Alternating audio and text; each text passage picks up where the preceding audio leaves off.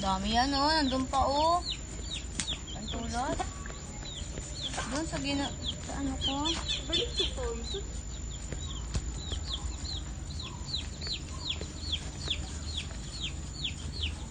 Sige, hindi pa nga naanohan niya. Kumagtad ka na ng kumagtad ng manuka.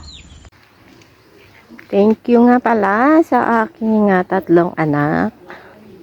Kay Angelica, kay Abigail, at kay Eliza.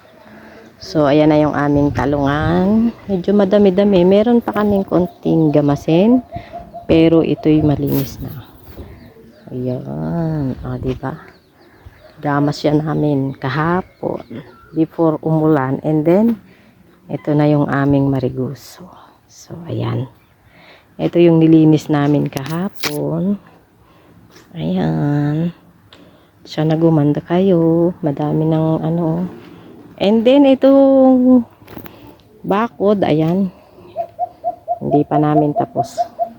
So, medyo malambot pa kasi kulang sa ano. Kailangan na kasi namin ma-close to kasi yung aming manok is nakaka-porwisyo sa kapitbahay. So, ayan guys.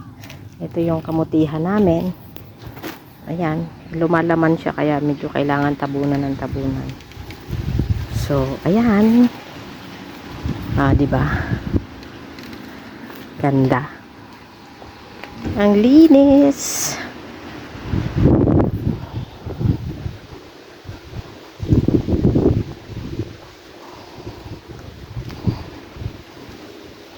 Itong mga anong to, ito tanim ni Angelica to, mga okra yan, bagong tanim lang. So, ayan.